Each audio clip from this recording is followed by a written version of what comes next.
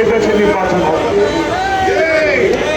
তাহলে আমরা ওনাকে জানিয়ে দিতে চাই, সীমাহীন সমর্থন আপনাকে দিই নাই, সীমিত সময় দেওয়া হয়েছে। সেই সীমিত সময়ের মধ্যে আপনি ফেব্রুয়ারি মাসের প্রথম সপ্তাহে নির্বাচন দিবেন।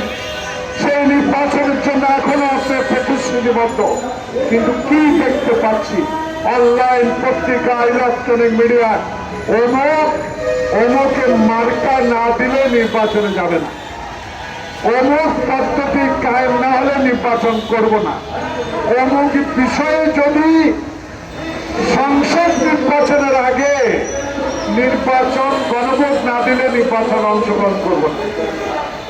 বন্ধুগণ, তারা এই সকল কথা বলেন, আপনাদের রাজনৈতিক মতাদর্শের প্রতি আমার সম্মান আছে, আপনাদের প্রতি আমার সম্মান আছে, কারণ আপনারা হাসিনা বিরোধী আন্দোলনে, এই স্বৈরাচারীকে বিদায়ের আন্দোলনে যে অভূতপূর্ব সাহস জুগিয়েছেন, বিএনপিকে সহায়তা করেছেন।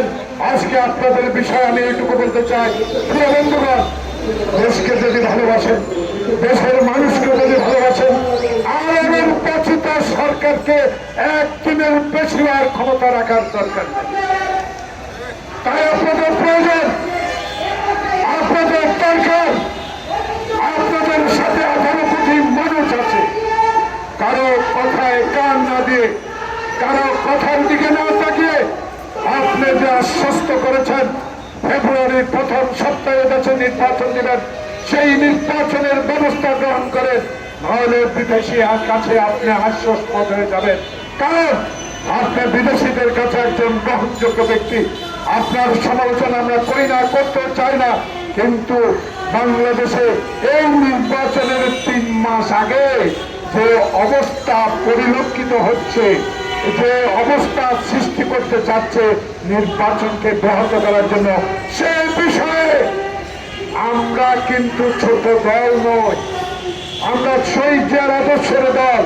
16 বছর হাঁটু পানিতে দাঁড়িয়ে আন্দোলন করেছি, পুলিশের ভয়ে কবরস্থানে ঘুমিয়েছি, এক জেলা থেকে অন্য জেলা গিয়ে রিক্সা চালিয়ে জীবন ধারণ করেছি। আমাদেরকে অবহেলা করে এই নির্বাচন নিয়ে যদি কোনো সংশয় সৃষ্টি করা হয়, প্রতিহত করার মতো সব সাহস ইনশাল্লাহ বিএনপির আছে।